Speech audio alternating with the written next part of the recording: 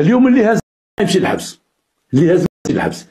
اذا كان مع شي جماعه ديال صحابو وكان شي صداع ولا شي حاجه هو جبد الموس تا صحابو تيمشيو معاه، اما ماشي تقول فلان جبد الموس وانا مالي.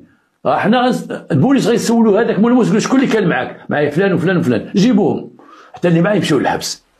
اذا تشوف هذاك صاحبك من نوع تيهز مع الموس ما تمشيش معاه، ما تقربش ليه.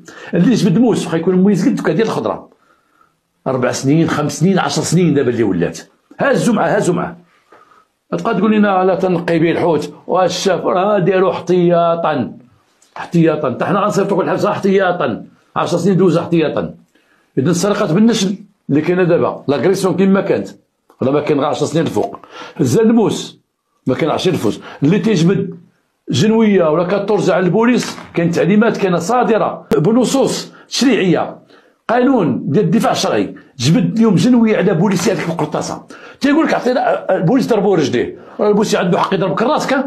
عندك صحاب هادي رجل تيحن البوليسي تيقول نعطبوه يوقف حسن ما نقتلوه. ملي كان تيقولش نعطبوه، ملي كان عندهم نعطبوه تيعطبوه، ملي كان فرنسا تيعطبوه، شنو يديروا معاه؟